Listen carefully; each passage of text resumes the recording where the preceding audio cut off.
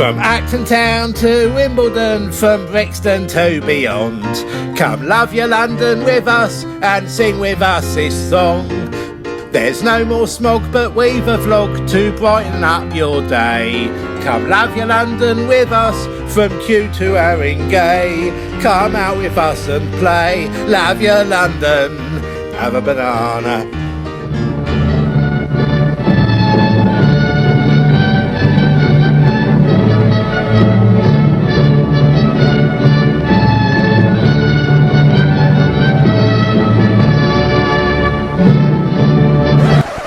Welcome and bienvenue to the Love Your London Eurovision special. If you love the Eurovision Song Contest, you will really love this episode. But even if you don't, please bear with us as we will be visiting lots of iconic places in London that show you just why Eurovision and London are so intertwined. In this episode, we'll be talking about the early origins of the contest, we'll be visiting venues where it was held, and we'll of course be talking to some of the movers and shakers of London's vibrant Eurovision scene. Let's begin. Okay, well, welcome, Love Your London. This is a special Eurovision Song Contest because London has played a huge part in the history of the Eurovision Song Contest. So the UK has won the Eurovision Song Contest 5 times, just 2 behind the current leaders, Ireland, who are on 7. It's been a long time though since they won it, 1997. So the UK has come second, a record 15 times since the contest started in its 66-year history. But unfortunately, they've not been so successful this millennium, coming last 5 times and only making the top 10 twice. In spite of the fact that, as one of the competition's so-called Big 5, they're guaranteed a position in the competition's Saturday night final. They don't have to go through the semi-finals. It's really strange why this happens, because obviously British music is constantly hitting the European charts, yet somehow recently we've not been doing very well at Eurovision. So a lot of people think it's political, that maybe it's the Eastern Bloc voting for one another, but no, they're wrong. If it's political, how come that Israel won 3 years ago? If it's Eastern Bloc voting, well, actually, if you look at the stats, you will see that Ukraine and Azerbaijan are the only former Soviet countries to win the trophy in the past 10 years. So it's hardly really an Eastern Bloc. Maybe it's because other countries resent the fact that the United Kingdom goes straight to the final and don't have to do the semi-final. Maybe that's the reason. But no, look at Italy this year. They won by a landslide and they went straight through to the final. France, another member of the Big 5, came second. And of course, Germany came first in 2010 with that fantastic song Satellite. So it's not that either. Another reason that is given is that the language rules were relaxed in 1999, meaning that the language of English was no longer that special. Previously, you had to sing in the language of your country, but in 1999, those rules were relaxed, and anyone could sing in English if they wanted to. So that meant that the songs were a lot more understandable among the wider European community. But if you look at the results this year, first place, obviously, this year was a song in Italian. Second place this year was a song in French. Third place was Switzerland, also in French. Fourth was in English, Iceland. Fifth was in Ukrainian. So that whole idea about the fact that English really helps, well, it obviously probably does help a little bit, but it's not necessarily the case, because 4 out of the top 5 this year were in a language other than English. The real reason that the United Kingdom has not been doing well at Eurovision is, unfortunately, that the other countries have upped their game. They've been producing they take the competition a lot more seriously than the BBC does, unfortunately, and they're just producing really good quality music right now. There are other factors that also come into play. So, for example, the UK, on occasions where they've actually chosen a decent song, they've maybe been let down by the staging, or the staging has been really good, but because it's so good, it means that it comes after an advert, a commercial break, and of course that means that a lot of people, certainly the televotes, as happened with Lucy Jones perhaps, maybe having a cigarette or putting the kettle on or whatever, and miss it because it comes straight after a commercial break. That's another reason. I mean, there's lots of reasons that UK has not done all that well. Maybe they're not choosing people who are experienced enough, sort of reality show contestants, that sort of stuff. But there is a competition in the UK where the United Kingdom has been excelling itself, and that is the Home Composed Song Contest. And now the Home Composed Song Contest is, believe it or not, been running since 1991. It is the second longest, after the Eurovision Song Contest itself, the second longest pan-European song contest out there. I guess, if I'm being really pedantic, since the Eurovision Song Contest didn't happen last year, but the Home Composed Song Contest did happen, pedants could say it is the longest uninterrupted pan-European song contest. Yeah, they could be right, they are right actually, but let's just face it, we're happy with second place. This is the United Kingdom after all. Now, the UK has participated in every edition of Home Composed, and in fact is the only country to do so. It's won the competition 2 times. It's won with Londonvision, which is Andy Brooke. Andy Brooke will be talking to it a little bit later on. In 2010, Londonvision featuring Tina won with Running on Empty, and here's a little clip. Now you're running on empty, still looking for gold. Your heart has been mortgaged, and your soul has been sold. Your friends all desert you as the lies they unfold. The treasures you're seeking, your heart and your cold. And in 2020, and the reason why Home Composed is being hosted here in London this year, the United Kingdom won again with Andy Brooke and Londonvision with the song The Cuckold Song, Should Have Done the Same as You. Your deception and your cold-blooded lies only hasten our goodbyes. It's what we were feeling, just an awful lot of self-deceiving. I was hanging around cause it was easier to show it all the same as you. Show it all the same as you. You told your friends, you even told your family. And between those 2 victories, Andy Brooke and Londonvision came twice, in 2013 and 2018. So we could probably call him the Johnny Logan of Home Composed Song Contests. But don't for 1 minute think that the standard is low. This is a stepping stone for songwriters to then go on to have a stab at the real Eurovision Song Contest. Famous twins from Sweden, Ylva and Linda, also known as One Voice, have represented Sweden in Home Composed 4 times, coming 7th, 3rd, 2nd, and eventually winning the competition in 2009 for Sweden with Här kommer solen in 2009. Here's a little short snip of it.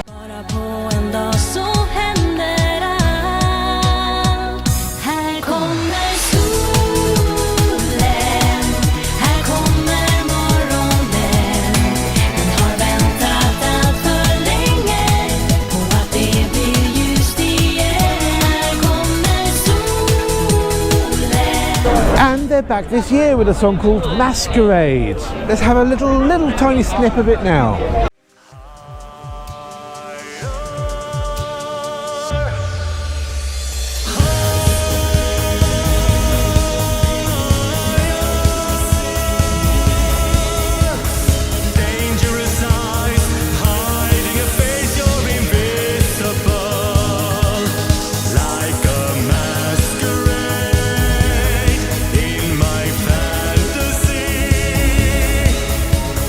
My eyes are blind.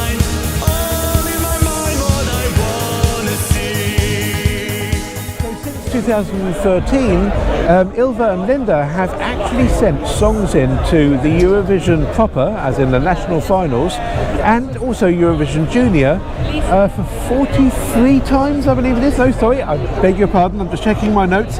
48 songs in all for 18 different countries, and they've actually become a bit of a household name on the Eurovision circuit. So it's absolutely fantastic to see them here again. So we are here at the Royal Vauxhall Tavern, South London's longest lasting LGBTQ+ venue, and we're here for a special reason tonight. Sorry about the sound of the sirens going off in the background. We're here for a special reason tonight. There is a little contest called Second Cherry going on, and Second Cherry is something that has been organised by Monty Moncrieff and Matt Baker and a few other hardened Eurovision fans, very well known to the Eurovision community, the Eurovision family, and what they do tonight is they look at songs that didn't actually make their national finals and allow members of the public to have a go and decide who they think should be representing that country at the Song Contest proper. My favourite this year is actually the Finnish entry, Teflon Brothers and Pandora singing the very silly but extremely catchy I Love You. Here's a little short snip of it. I need to do a voiceover on this bit, as UMG would otherwise be taking away all of any potential money from ad sales this movie would generate in the future, which won't happen, by the way, if you don't like this video and subscribe to our channel. Go on, do it now. I think it's going to do very well, and it certainly gets my 12 points, but I dare say that it's going to be a shoo-in for Kano from Norway, who played at this very venue not long ago. In fact, I was here for it in 2019, where they sang not only their song Spirit in the Sky, but they also did a Eurovision medley. They did the Only Teardrops song from Denmark. Yeah.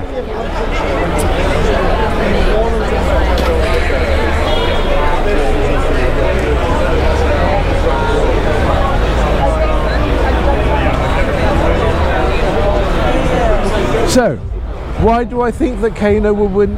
Why do I think that Kano is going to win tonight? Well, they've got to win. I mean, I'm pretty sure they're going to win.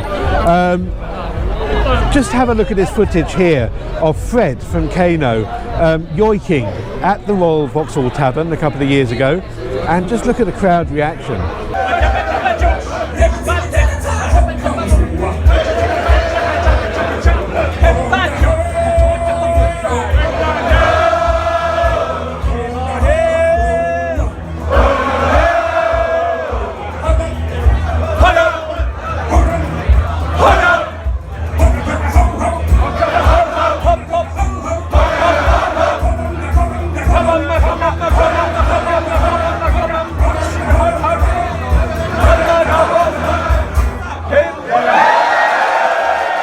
If you can get that reaction from yoiking at the Royal Vauxhall Tavern, I'm pretty sure that Kano is going to win with Monument tonight. So if you don't know what yoiking is, basically it's a traditional form of folk music that the Sami people perform.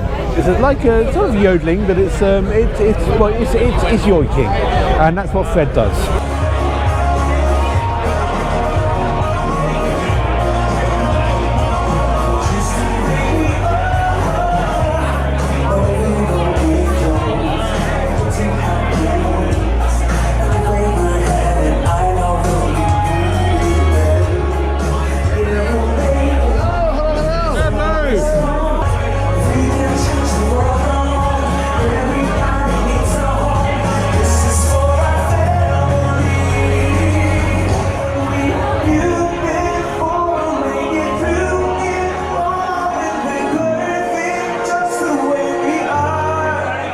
I'm here with Martin Palmer from Let Me Be the One. Would you like to say they have a podcast about, well, a whole radio show, it's not just a podcast, and about Eurovision, because maybe you want to say something a little bit about it? Yes, it's a weekly radio show and also a blog, because 2013 was when the blog started, 2018 is when the radio show started, Bradley Stoke Radio, every Tuesday night, 2 hours between 8 and 10, and it's linked to the news of the week and also new releases mainly, and whatever. So like last week it was all about Eurobash that happened on Saturday in Bristol, and so tonight I'll be playing a bit of Sibel, and also some whatever news has come up, which obviously is the main thing, is all about Turin that's happened today, and new releases, so whatever comes up, so, and hopefully everyone enjoys the great music that I play on the night. It is absolutely fantastic, and there's going to be a link. If you go into the YouTube description down below, you'll see a link where you'll be able to listen to not just the next show, but also an archive of all the previous shows as well. Fantastic. I must ask you, how do you get about sort of like, it must be sometimes quite hard to get the rights to play certain music. Some of them must be quite hard to get hold of. What happens? I mean, is it quite easy to get hold of? Well, of course, I'm lucky because I'm on a radio station, unlike podcasts who, strictly speaking, are going to be really limited what they can play musically. But for a radio station, they play the royalties, because it's a community radio station. There's a set fee every year. It means we can play whatever music we want then, as long as we pay for it effectively and put it on the show. So, so I pay for whatever I want to play and what people want me to play, and it gets put on the show. So in that regards, we win because we're a radio show, the radio station, rather than podcasts who are a bit limited in what they can play. That's fantastic, and thank you for playing the 1980 Belgian entry Telex, which is my favourite all time. It's always a pleasure. Just a short while ago. That was great to hear. Thank you. Okay, so I'm here with one of the organisers of Second Cherry.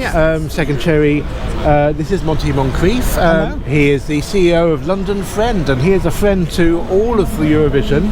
A very familiar face on the circuit.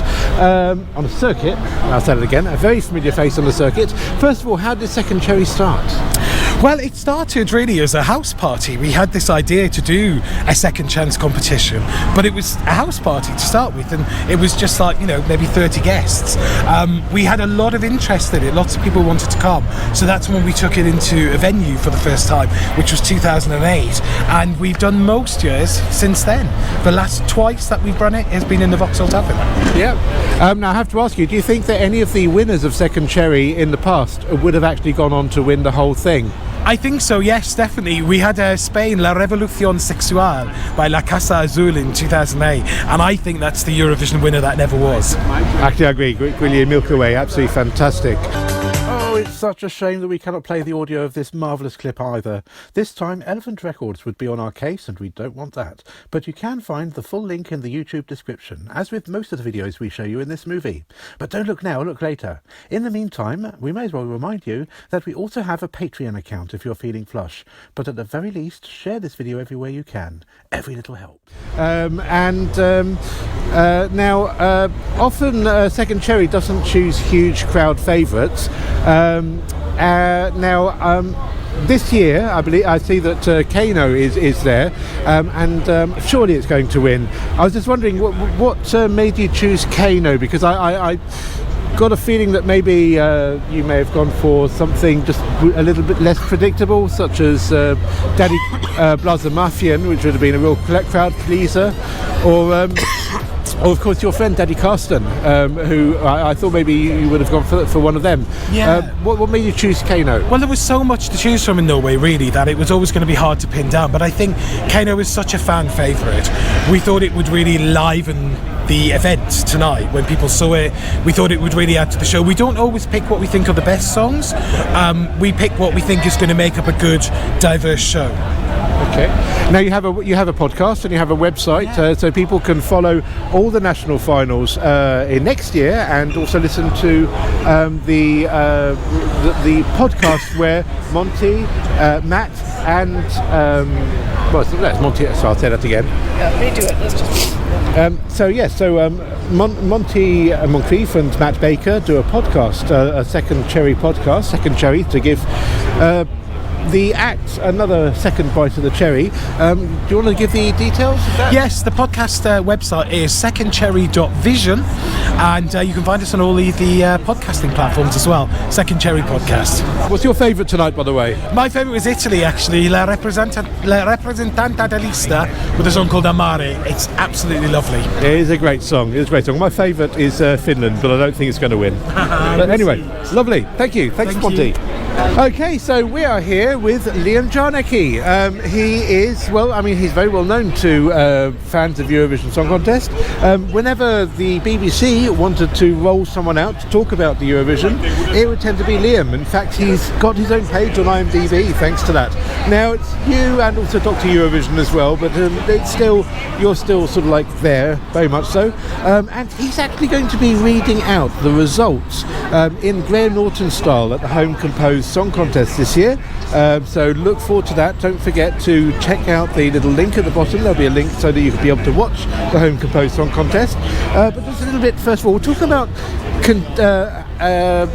Graham Norton.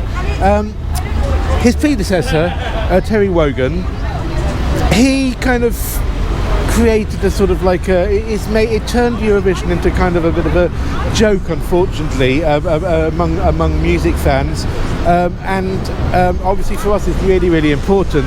But how much damage do you think it's done? Or tell us about Terry Wogan. Well, yeah, we have to remember that Terry led the British people through Eurovision over almost decades, really. So a lot of European history happened under his watch.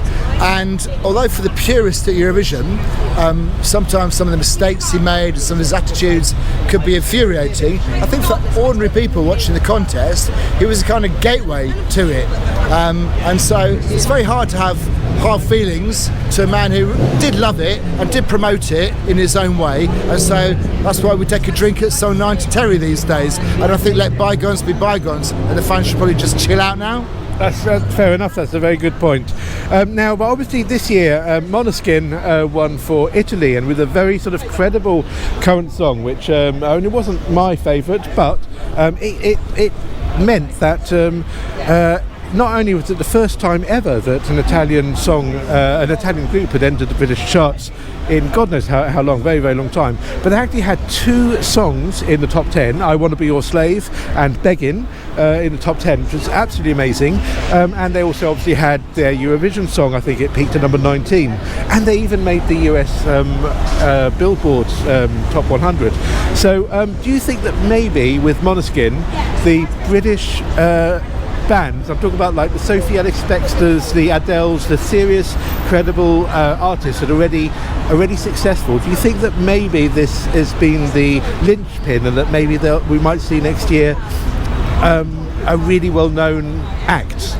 Well, Måneskin weren't that successful before they did Eurovision. They'd obviously gone through a traditional route in Italy through kind of talent shows and then Sanremo. But you said it wasn't your favourite. It was my favourite. I thought they were stunning. I thought as soon as I saw David Damiano on stage in Sanremo, I hadn't had that feeling. So I'm old enough to remember Mark Bolan, T-Rex. They were stunning. And I think that, I personally think they would have won that song contest singing half the songs in it, just based on charisma and stage presentation alone. It's incredible what they've achieved, how they have got Italian songs both into our charts and in America as well. So they've really hit the Anglophone world. I mean, you can look at them compromising. The songs are now in English, so some people are saying, oh, Måneskin, please be pure Italian. But, you know, to have a Danish name and be an Italian band, and the fact is also that the internet and the kids who watch Eurovision have taken Måneskin in their own. They've ignored broadcast, and literally this is a relationship built on the internet, and it tells us what the future of Eurovision is going to be and how music can bring the world together. And I think Måneskin are going to be, I think they're going to dominate the scene for many years to come in one form or another. Certainly the lead singer is. That's my view on it. Let's see if I'm right or not. Okay, well, thank you. Just one last final question. What would be your dream candidate for the BBC next year? Well, I've often thought that they should distribute it around the BBC, so I'd love them to hand it over to BBC Scotland or BBC Wales for a season and just see what, you know, people who care can come up with. Because I think one of the challenges for the BBC is they're not brave. You know, we tend to go with the sort of middle of the road stuff that isn't going to attract anyone. And the thing is, in Eurovision, you have to get people to the telephone for one reason or another. And if there's no reason for them to go to the phone, we're going to get the kind of results that we get. Brilliant, thank you. And just finally, are you going to go to? I know you don't normally go to the song contest. Are you going to go to Turin next year? Do you think? It's incredibly tempting, isn't it? But the idea, can you imagine RAI, Italian television, laying on 2 Eurovision semi-finals for us fans who watch Sanremo? I watch 5 nights of Sanremo every year, without fail. And the idea they're going to produce a Eurovision semi-final or 2 just fills me with joy. So the temptation is always to stay at home and watch it on the TV like you're supposed to, because it's a TV show, isn't it? And I'm there on my living room thanking the world every time it comes on and I hear the Charpentier. I love it. Me too. Absolutely. Me too. Thank you very much, Liam. Thank you. Pleasure always to do this. And good luck with your fantastic Live Your London. Thank you. And of course, we cannot come here without talking to Andy Brooke, who is this year, he's just been the success story of Home Composed. And this is Andy Brooke, who wrote the he's won Home Composed 2 times and is hosting it this year. What do you think of the standard this year in Home Composed 21? Well, let me just say, I'm really pleased that I entered last year, not this year, because I wouldn't have stood a chance of winning. It's a really good standard this year. And also, I should ask you, do you think there's any of those songs that actually could do well on a real Eurovision stage? I would say at least half a dozen would have done very well on a real Eurovision stage. I'm losing my voice. I'm so excited. Yeah. I must ask you, because we haven't heard the results yet from Second Cherry. Who do you think is going to win tonight? Oh, I don't know. But if it's not Kaino, I'm going home. Of course, it'll be Kaino. There is no other winner tonight. Yeah, no, I do agree. I mean, Kaino wasn't it was my favourite, I think, of the Norwegian ones. But it's my personal favourite is Finland this year. But I know it hasn't got a chance. But yeah, I expect it'll be Kaino. Thank you. Thank you. So, while we're waiting for Second Cherry to start, here is a little sort of travelogue. I mean, this is going to go on till 3 in the morning, so we've got a long night. But here is a little travelogue around London, so you can see some of the interesting and important landmarks that are Eurovision related in this fantastic city of ours.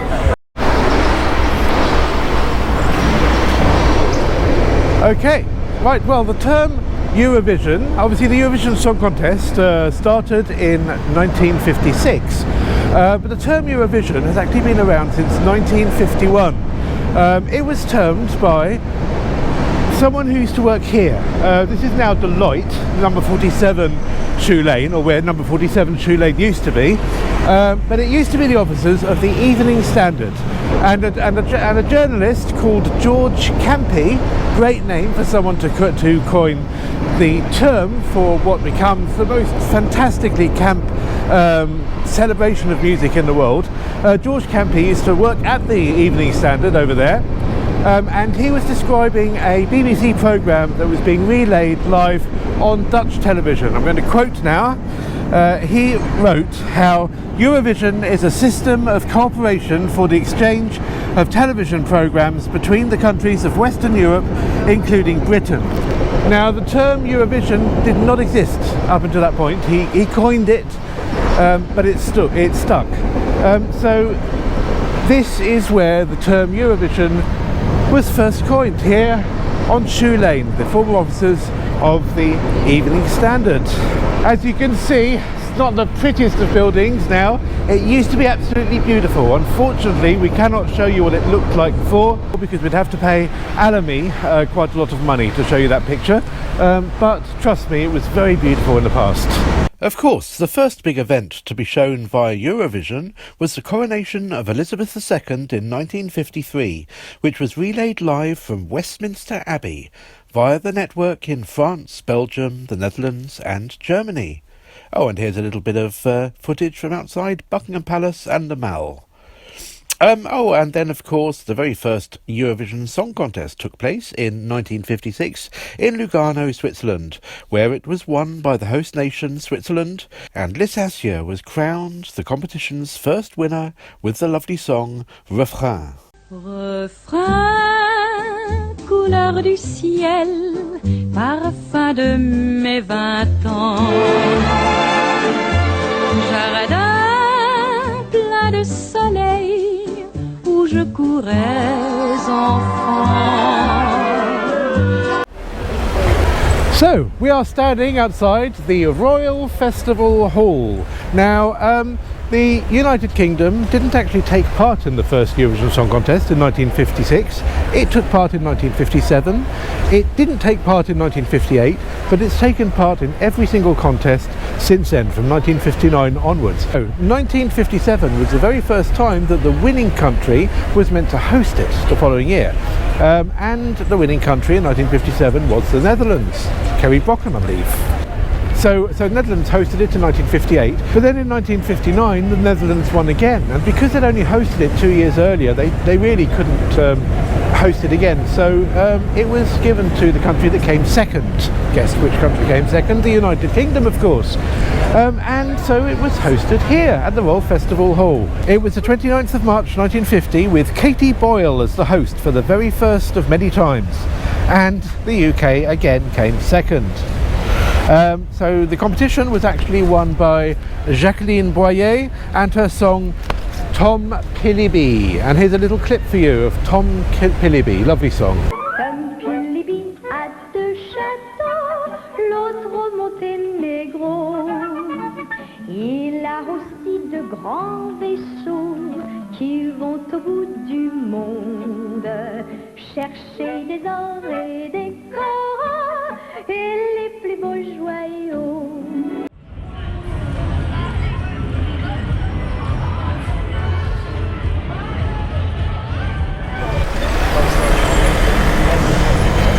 There we have it. BBC Television Centre. Not currently the BBC Television Centre, it's still there by name. The new BBC Television Centre is up there. But this is obviously now, it's luxury flats. I think part of it is still being used for the television, but it's no longer the television centre per se. So 3 years later, in 1963, the BBC hosted the Eurovision Song Contest again, with Katie Boyle again. No, UK had not won, they still hadn't won, but basically France, who'd won in 1962, couldn't afford to host the contest. So it again fell to the BBC, to London, to host it. Now this time it's in a very strange location, it's BBC Television Studios. It was a very clunky affair. There were two studios being used. One was for the audience and Katie Boyle, the other one was for the performers and the orchestra. So it must have been really weird. In fact, there's also a rumour going on that another studio was being used for the jury. The reason being that the sound quality from didn't really sound like it was coming through telephones. That's not been confirmed, but there is a very strong rumour that in fact the jury was in a third studio at the time. But yes, so this is where the 1963 competition was held. Now, in spite of the fact that there were some very highly established artists in 1963, such as Nana Mouskouri, who was singing for Luxembourg. Greece, by the way, hadn't taken part in the Eurovision Song Contest yet.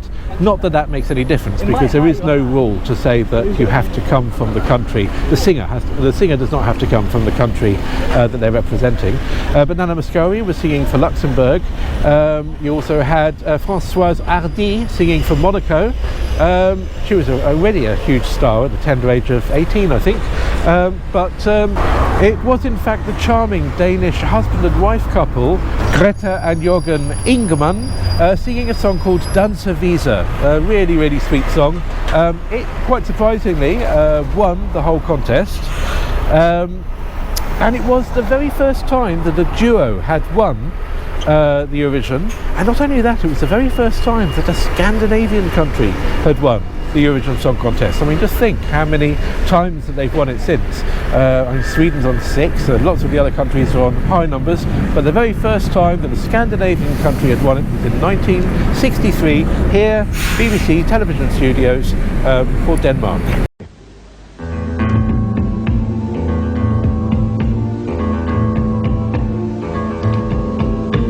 Solstreg i en vandpyt, et lille kindkys af en vind, og sivet jeg nynner, at livet begynder sit spænd i dit sind. Okay, so the UK National Song Contest final was held here for a lot of years. The very first time was in 1982, and then it was held from 1984 to 1998, and then from 2003 to 2010, apart from 2007 when for some reason it was held in Maidstone. Now this was always a very stressful occasion for London Euro fans. We'd have to queue, often in the pouring February or March, normally February rain, down the street to get into the television centre with absolutely no idea whether we were going to get in. It was free to attend. Being the BBC, being a public channel, it's free to attend, but you had to apply in advance. We had no guarantee of getting there, so you'd have to queue very early, and even then, sometimes you wouldn't get there. So on occasion, I mean, I went many times, 6, 7 times, maybe even more. But there were at least 2 occasions when I didn't get in, and one occasion I was very close to the front. Very stressful. That was the 2005 show. I almost got to the front. But unfortunately I never saw Katie Price perform her very memorable song called Not Just Anybody while she was heavily pregnant and wearing an amazing outfit. Didn't get to see that. I had to go to the pub. I had to find a pub in Hammersmith to go and see it.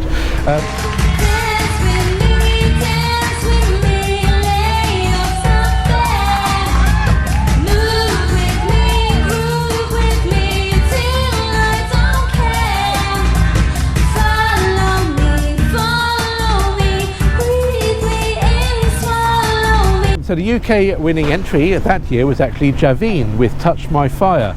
Another memorable entry, but for completely different reasons. Here's a clip.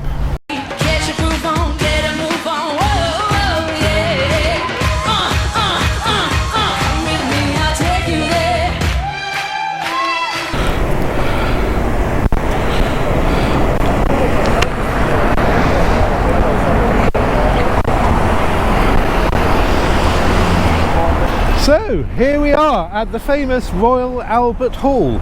Now in 1968 London hosted the Eurovision Song Contest for the 3rd time, but this time it was because they had actually won it the year previously in 1967. That was the year that Sandy Shaw with Puppet on a String took the famous goblet, or was it a goblet? I'm not sure what it was back then, but took the famous prize back to the UK. Yet again, in 1968, Katie Boyle took to the stage to host our beloved contest. As you can see, it was a little bit more grand than the BBC Centre. This is the Royal Albert Hall. This was also the very first contest to be broadcast in colour. Not every country got to see it in colour, but obviously I think the UK actually saw it in black and white live, but then they put it on in colour the next day. But a lot of other countries saw it via the Eurovision network in colour. Sandy Shaw, incidentally, was from Dagenham, and very soon we'll be checking out Dagenham. So do subscribe to our series, because Dagenham is coming up soon. We sort of like go all around London. Dagenham, we're doing Barking in Dagenham together, and we might be visiting Sandy Shaw's house. So just subscribe to our channel, subscribe, and all the rest of it. You know, become our patron if you want via Patreon, or but just, you know, if you don't want to spend any money, just subscribe, hit the notification bell, hit the like button, share these videos. You know what to do. This is a Grade 1 listed building. It was opened by Queen Victoria in 1871, which means now they're celebrating their 150th anniversary. It was named after Prince Albert, who had died in 1961, 160 years ago. Now, the United Kingdom was represented by Cliff Richard with his song Congratulations, which of course finished second. Now the winner was a fairly controversial song. It was La La La. It was Spain's first ever win in the competition. It was written by El Dúo Dinámico, and it was originally meant to be sung by Joan Manuel Serrat.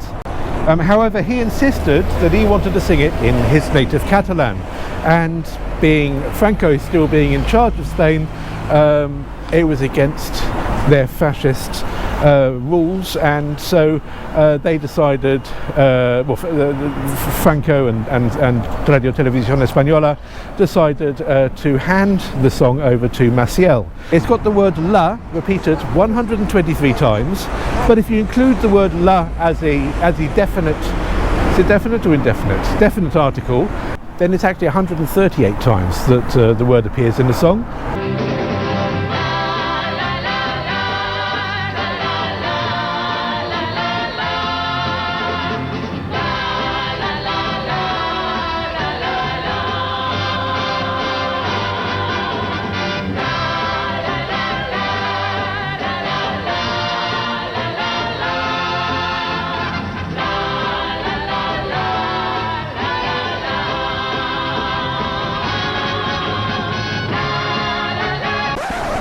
Funny enough, not the song to have the most las. That actually does fall to Spain, but that was Betty Misiego in 1979 with the song Su Canción, and that actually had even more las in it.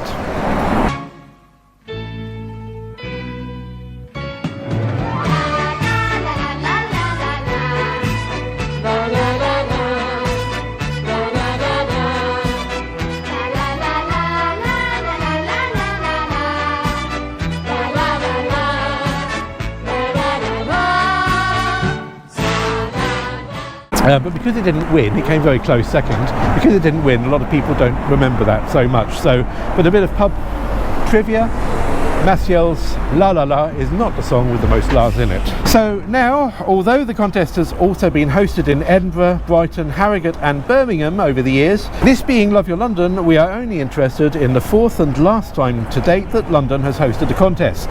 In 1977, following the Brotherhood of Man's successful top spot in 1976, the Wembley Conference Centre was chosen as the venue for the 1977 Eurovision Song Contest. Unfortunately, it was demolished in 2006, so there's no real point of us going up there. But as you can see, this is what it looked like. Now, the United Kingdom came second again, of course, with the song Rock Bottom, sung by Mick Moran and Southwark-born Lindsay de Paul. The winner was Marie-Mariam for France with the delightful song L'Oiseau et l'Enfant. Pour le bateau, dansant sur les vagues, ivre de vie, d'amour et de vent, belle la chanson naissante des vagues, abandonnée au sable blanc. Amazingly, France has not won since then, although they came really close with Barbara Pravi this year. So you never know, maybe their time is due. I'd love to have a Eurovision in France. That'd be great. We'll be back with more fun trivia about the Eurovision Song Contest, so don't go away, but let's go back to the Royal Vauxhall Tavern and see what's happening. I wanted to point out a couple of costumes in the crowd. People look really dressed up. Jane Lewis, resplendent in cherries. Very much. And in the corner over here, we've got the most impressive helmet in the room. Lovely cherry blossoms. Thank you, Stuart. That's fabulous. Thank you. Yes, it's our favourite Sami Schlager band, Kano.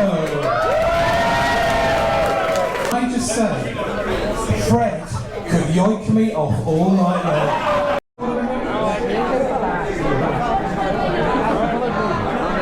And of course, the 12 points goes to Norway. And 12 monumental points go to Norway. Our 12 points go to Port Norway. The winners are Kano and Mom.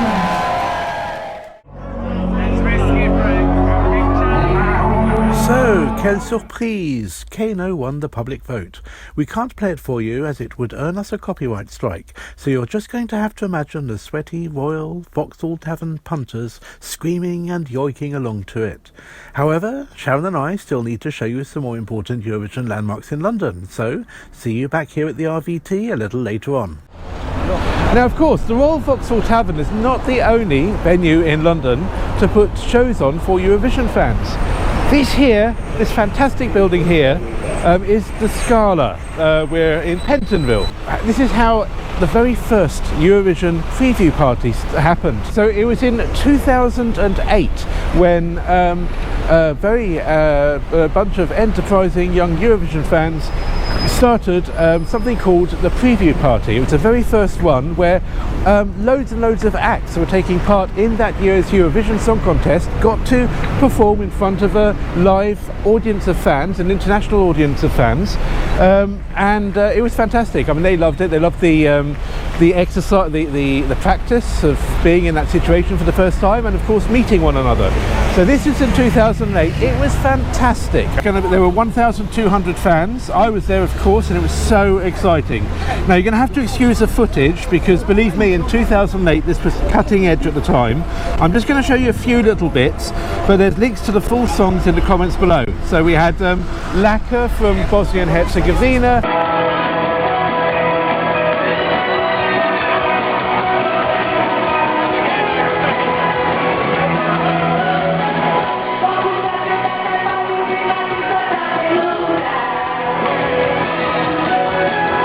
We had Sirushu from Armenia. That was my favourite that year.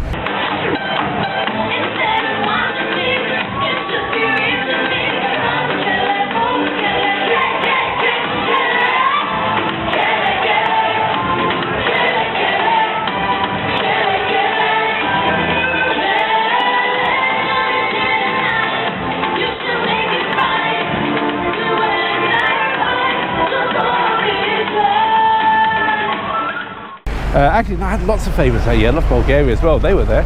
And we even had Bucks Fizz. Well, actually, I can't really call them Bucks Fizz anymore. We have to call them The Fizz, just the three remaining fizzers. They were there as well. There's a little bit of a clip as well.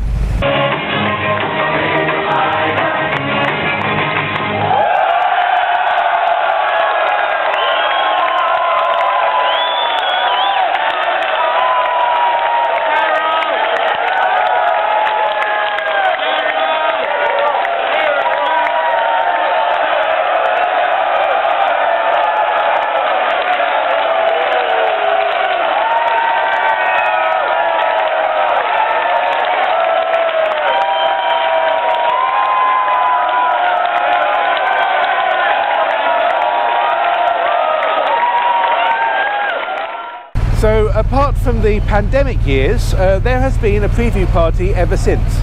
Not here, unfortunately. There was one here in 2009, but then eventually it moved to a place called the Shadow Lounge in Soho, where again we had, it was a lot smaller and a bit more expensive as well, but we had some amazing acts. Again, there'll be links in the description, but here's a little bit of Malta's Glenn Vella.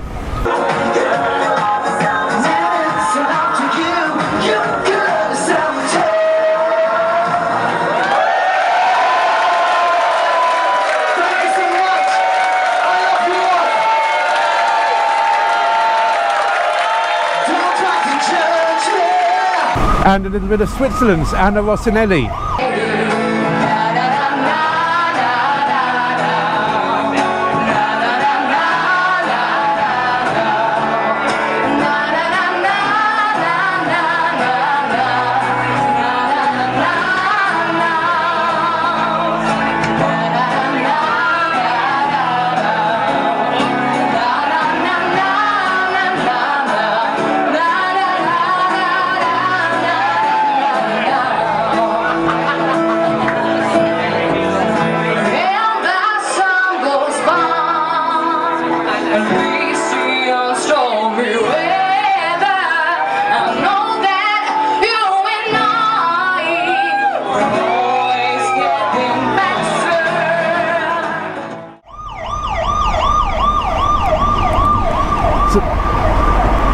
So after that they moved to the Café de Paris, which is an iconic venue. The Café de Paris opened in 1924 and it's still kept its fantastic decor inside. Here's a very short snippet of Switzerland's Zoe from 2016.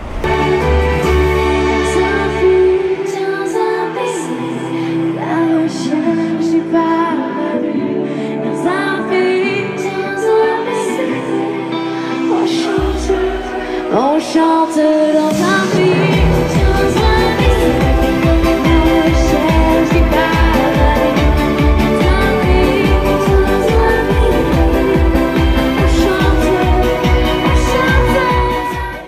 and Italy's Francesco Gabbiani in 2017. Quando la vita si distrae, cadono i uomini occidentali scavano.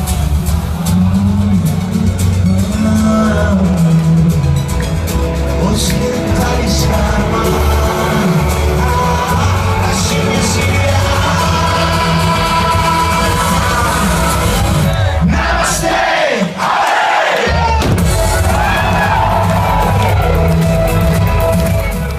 Again, you will find links to the full video that I recorded in the comments discussion section below of the YouTube video.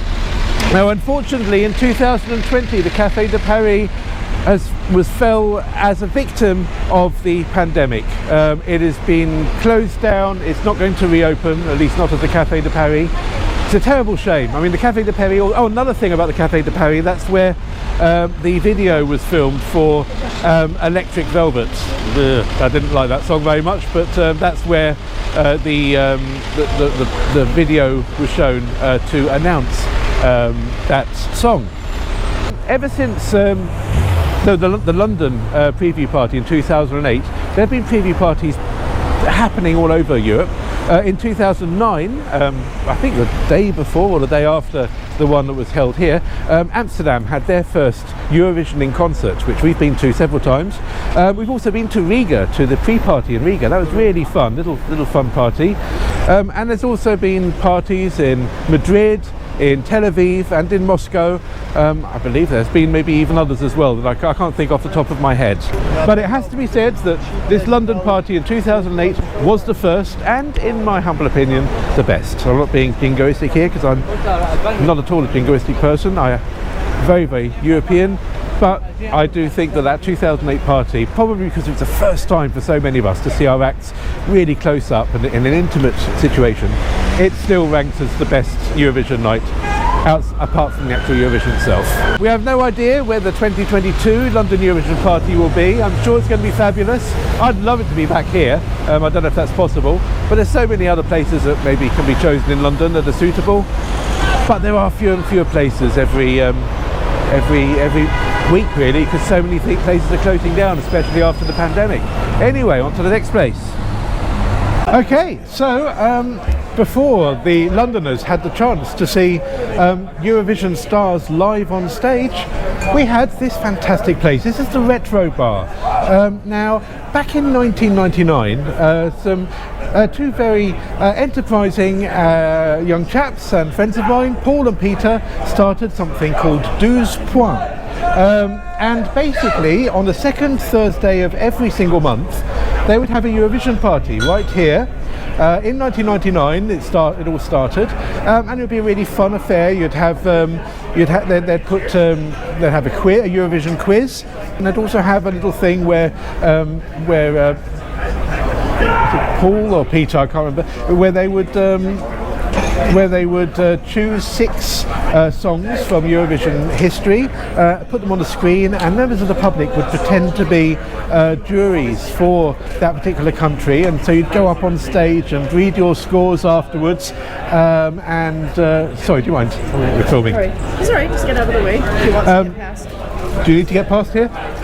Okay. Anyway, so they would get up on stage and I'm going to leave it if you see that trick. Come on, man. Just touch me. Well, I'm trying. Okay. Don't catch their eye. Posh toffos. Anyway, so basically,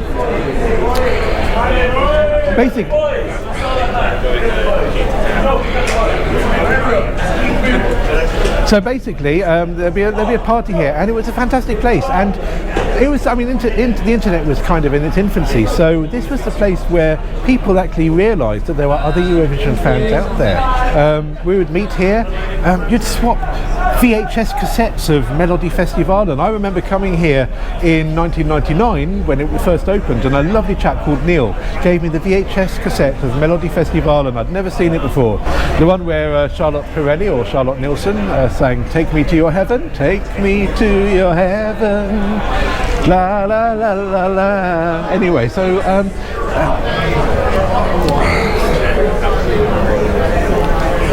the quiz would be really fun and exciting. Obviously it became less exciting in the days of smartphones. There was a little bit of cheating going on, but back in 1999 to at least 2006, before smartphones were around, it was you needed a lot of talent to win that quiz, I'll tell you. And everything would happen under the watchful eye of manageress Wendy. And the winner of the quiz would receive a bottle of sparkling wine, and the whole thing would finish off with a Eurovision disco of songs from Eurovision past and present. And as I said, actually it's here where we all met. I mean, this is where I met Monty and Liam and Andy, who you all saw earlier on. This is where we all got together and met. Some of us had met online on Yahoo groups, but no, this is really where we bonded, and we've been good friends ever since, and going to the festival together. Yes, it was wonderful to be surrounded by people who didn't think that the Eurovision Song Contest was such a naff competition, which was really all because of the reputation it had gained because of Terry Wogan's very sarcastic commentary. Unfortunately, music fans just completely shunned Eurovision, or let's say the trendy music fans. So we felt kind of outsiders, and the retro bar just sort of was just so welcoming. It was just to find fellow fans. It was so exciting. We actually saw quite a few Eurovision finals here as well. They'd also show the preview videos, but it was always quite a scary moment because the video screen was always a little bit dodgy. And I remember in 2003, the year that Turkey won, it didn't work at all. We ended up watching it on the screen, but a really bad picture because we had no time to go anywhere else because all the other bars around here were all booked up. We sat here and we watched the Eurovision Song Contest here in the retro bar in 2003. I've probably seen about 6 or 7 finals here before we actually started going to them in person in 2011. This was the place to come, and it was fantastic. So Douze Points moved from the retro bar a few years ago, staying for a while at the new Bloomsbury set in Marchmont Street, and then finally it moved to its present venue, Central Station on Wharfdale Road near King's Cross, where it still is going on strong today. Fantastic. It's still being run by Peter and Paul. Now, do please subscribe to our channel if you haven't done so already, because we will be shortly visiting Central Station as part of our usual channel. So just remember to subscribe and like us and share our videos and be a patron if you want. But do subscribe, hit that notification bell, because then when we do our visit to Central Station, you'll be the first to know. Now, when it comes to the Eurovision Song Contest, obviously we had places like this, but now you can go to the cinema in London and watch Eurovision Song Contest. Rio's this year did a sort of special deal with the London Eurovision party, which included a hotel stay. Rio's in Dalston showed the Eurovision Song Contest on the big screen. Other cinemas that have shown it in the past, I believe the Greenwich Picture House has shown it. Also this year, I believe the Clapham Grand in Clapham also showed the Eurovision Song Contest on a big screen. It's another way of watching it if you can't afford to actually, or you don't get tickets, to actually go to the event itself. But it just shows how there's loads of places you can watch. I mean, certainly here in Soho, there's just loads and loads of pubs, so especially around the Soho area. There's loads of pubs that would show the Eurovision Song Contest on their screen. It's been the highlight of the year for many of them, but we always came here. But before we return to the Royal Vauxhall Tavern and see how Sibel is getting on, wowing the crowds, let's go and check out a few other Eurovision locations. So, this here is Conway Hall. Conway Hall, to give it its full title, It is the Conway Hall Ethical Society. It is part of Humanists International, and it's here on Red Lion Square in Holborn. And now it's built in 1787. It's Grade 2 listed. But did you know that fantastic film that came out in 2020 with Will Ferrell and Rachel McAdams called Eurovision Song Contest: The Story of Fire Saga? Well, if you remember, there is a part of the film where the main characters try and enter the Songvankapin, the Icelandic national final. Now they did film quite a lot of it in Iceland, but that particular scene they filmed here. This doubled up as the studios where the Icelandic national final took place. So this is where it all happened, and it looks pretty convincing. I must say, I had no idea until last night, in fact, that this was the place that it all happened. It was all filmed, but it's a fantastic place. We've seen lots of lectures here, seen Mark Thomas here. We've seen lots of people here. It's a really interesting place, and yeah, if you get a chance to come to London, come and see something here, because the talks are really cheap.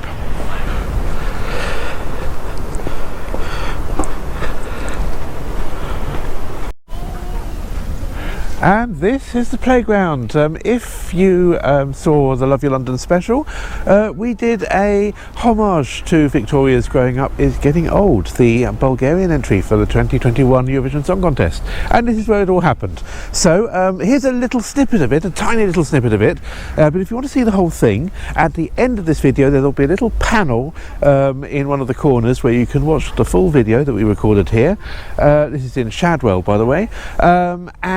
And also in the description below you'll find the link. So this is below, as in the comments section of the YouTube.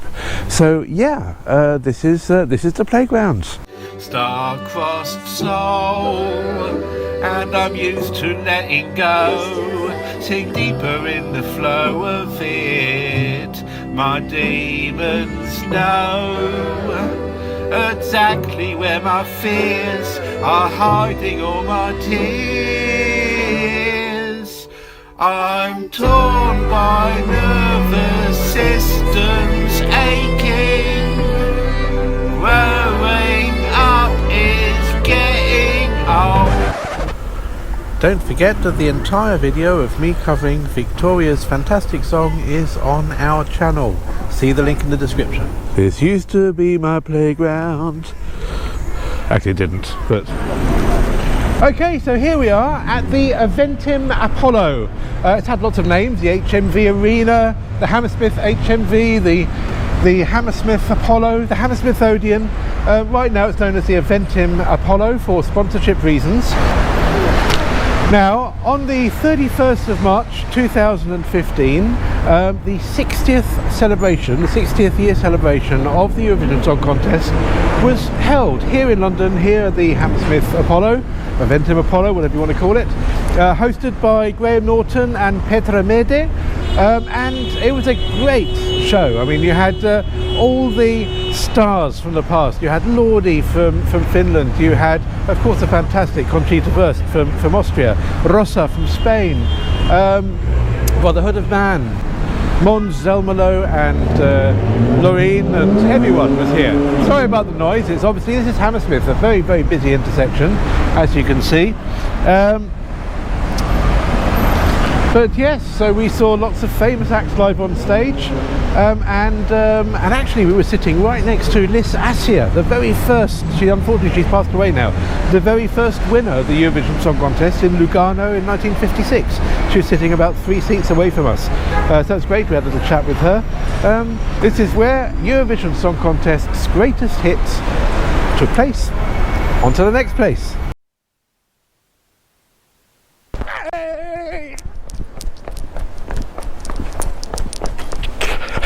That was a bit weird, wasn't it? Well, basically, if you remember, in 2010 at the Eurovision Song Contest, there was a fantastic interval act to the music of Madcon, and it was a flash mob, and there was flash mobs all over Europe: Hamburg, L'Alfastel P in Spain, Ljubljana, I believe, and of course London. And obviously, I was there. And as you'll see now, there's a little bit of footage, you'll see that I'm sort of recreating it. That's me there. That's me. You can just see me there. I'll just go back a little bit. Yep, there's me. So it's only for a little microsecond, but you can just about see me in the crowd running down Duke's Road. And actually, that wasn't the first time in the 2010 Eurovision Song Contest that I appeared on screen, because in the UK postcard just before Josh DeBovie came on, there I am again in a bowler hat in front of London Eye. So that particular 2010 Eurovision Song Contest, I appeared twice. Anyway, that was just fantastic. It was a great year. And of course, in 2011, Sharon and I went to Düsseldorf for our very first Eurovision Song Contest in person. That was fantastic, and it started. I've been loving the Eurovision Song Contest since 1978 or 79, but this was the first one that we went to live. Okay, so this is York Street, lovely little flower shop behind me, and over here we have Harcourt Street. Now, Harcourt Street is in the centre of what is known as Little Sweden, and the Harcourt Arms, or the Harcourt, used to be a pub where people would go and watch the Melodifestivalen, the Swedish national final, and all the semi-finals and heats and everything that comes with it, and the Andra Chansen, and you used to be able to come here to the Harcourt to watch the Melodifestivalen. I don't believe they show that anymore here, but maybe I will double check that. It still has a Finnish chef, and I believe there's still some Swedish people in there working. I think it's now a little bit more upmarket, so I will double check it. I'm going to ask in there, so we'll keep it running. This would get absolutely packed during the Melodifestivalen season. Now the final is shown in the last few years anyway, at the Two Brewers in Clapham High Street. So if you want to see Melodifestivalen while you're in London on a big screen with other fans, then probably the Two Brewers is your best bet. I don't believe they show it here anymore. Other national finals exist as well, of course. The German national final can often be seen at various beer kellers around, or Bavarian beer halls around the capital. Beer Schenker on Bloomfield Street near Liverpool Street is one such place where the German national final was shown. When the Greeks had a national final, you used to be able to go up towards Bounds Green area to watch that. They haven't had a national final for a long time.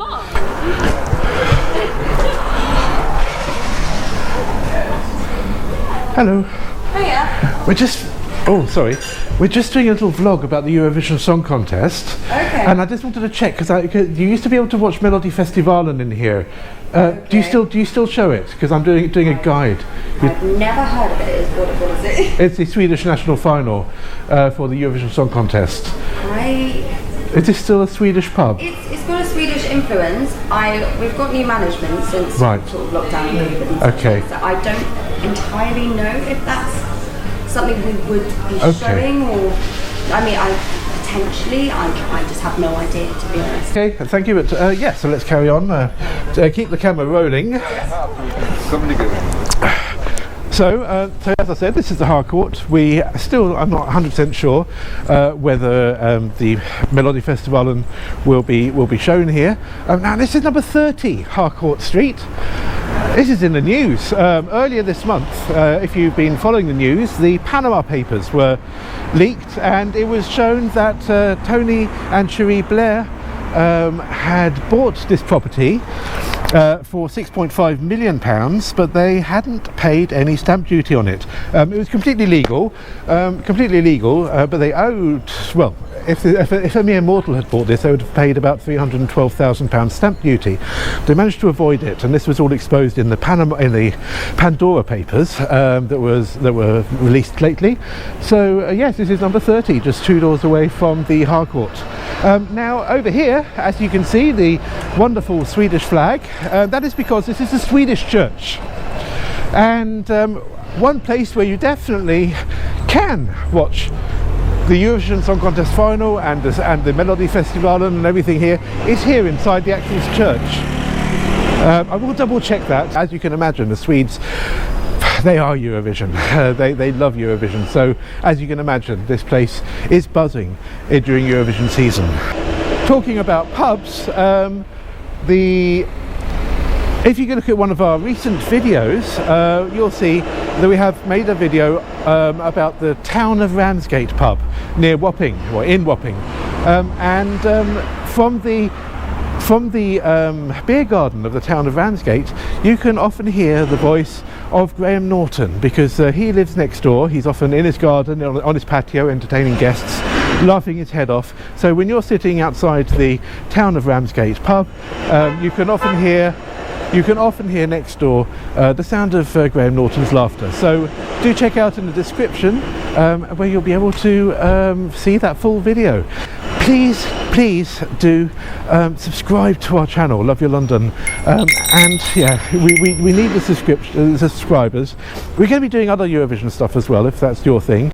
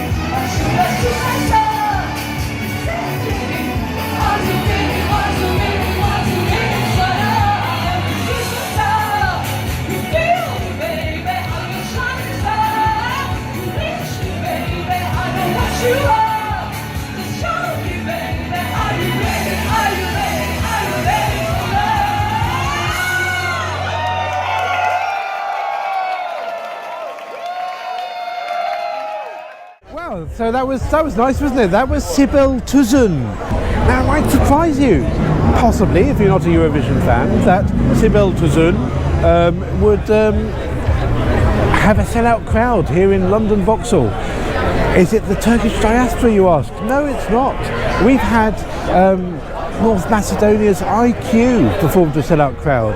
We've had Hera Bjork from Iceland sell out to a sellout crowd as well. This is Eurofest, and basically this is a party that brings back Eurovision superstar.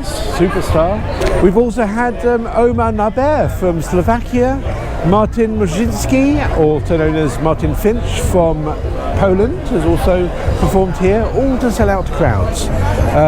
So this is London loves Eurovision. You've got to face it. You may be cynical, blame Mr. Wogan, rest in peace, I'm sorry, but it just happens that London really takes Eurovision seriously, and to an extent that perhaps you wouldn't expect if you're not a hardened fan like we are. Okay, so I'm here with Alasdair, who is the outgoing OGAE president. He's been a fantastic president, by the way. Absolutely loved. Really kept us informed about tickets and everything. Why are you deciding to leave? Constitutionally, I can do 9 years. I've decided after 6 years that's enough, and that's time to step down. And it's long enough. I mean, this is a rhetorical question because I know the answer. He's done a fantastic job as president, but what do you think you've added to the? I hope I've made the club more inclusive and bigger. We've got many more members these days. We've got a younger demographic. We've expanded our fan base. So we've got more people involved. We've proved to the country that there is actually a big fan community in the UK. And we are. We're not the biggest, are we? We're quite close. No, we are the biggest. We are the biggest. We were the biggest, and then we lost our place, and then 3 weeks ago now we regained our place as the biggest OGAE club, so we are now the biggest. I have to ask you, are you any plans for touring next year? Oh, I'll be going. But I hope I get tickets. So you're not involved? No, I should be going as a fan, and I can't wait to be doing it just as a common and garden fan. Fantastic. That was Alasdair, former outgoing. Are you still president? I am for another 6 weeks. Okay, this is going out on the 23rd of October, so yeah, you still are.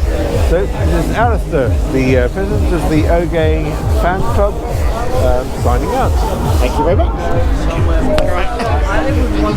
So we're back inside Eurofest at the Royal Vauxhall Tavern, where DJ Dave Simmons is spinning the tunes.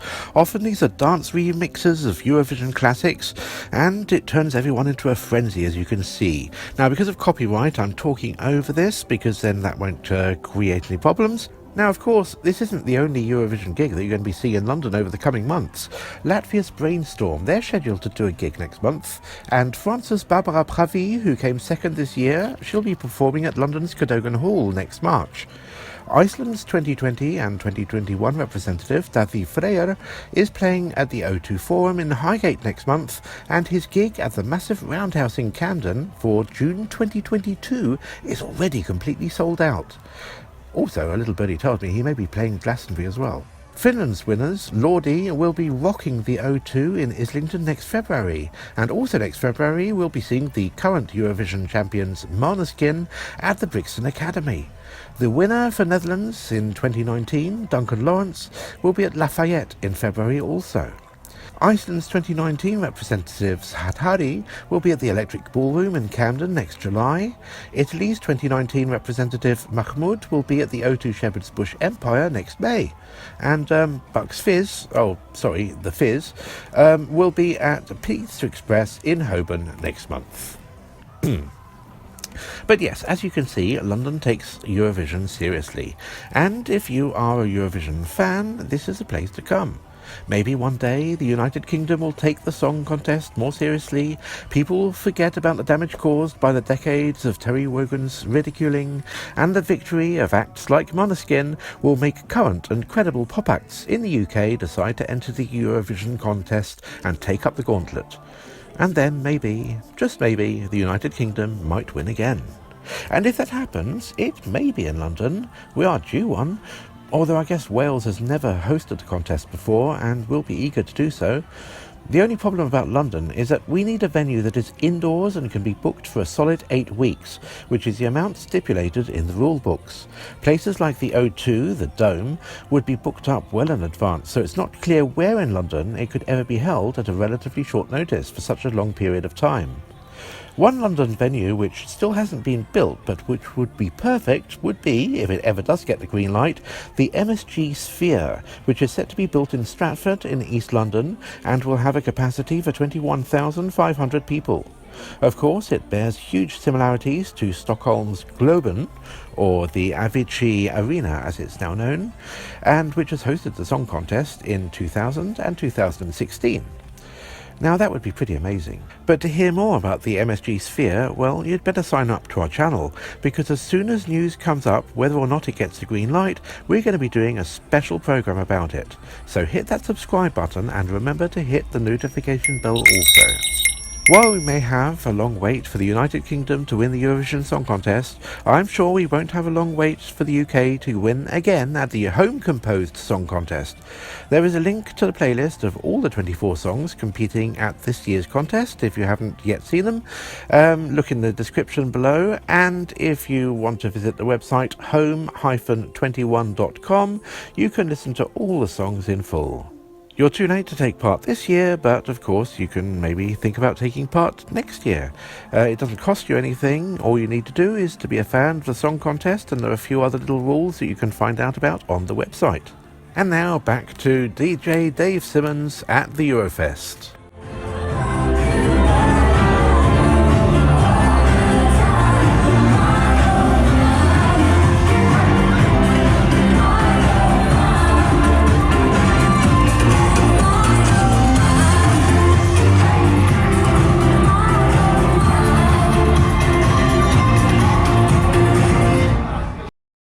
What a great night that was, wasn't it, at the Royal Vauxhall Tavern? Fantastic. I think we've done everything. We've spoken about all the different Eurovision connections that there are in London. I think that's everything now. Can't think of anything else. You think of anything else? Eurovision, the sort of like London connections? I think that's it. I think that's a wrap. Yay! Love your London! From Acton Town to Wimbledon, from Brixton to beyond. Love your London. Have a banana.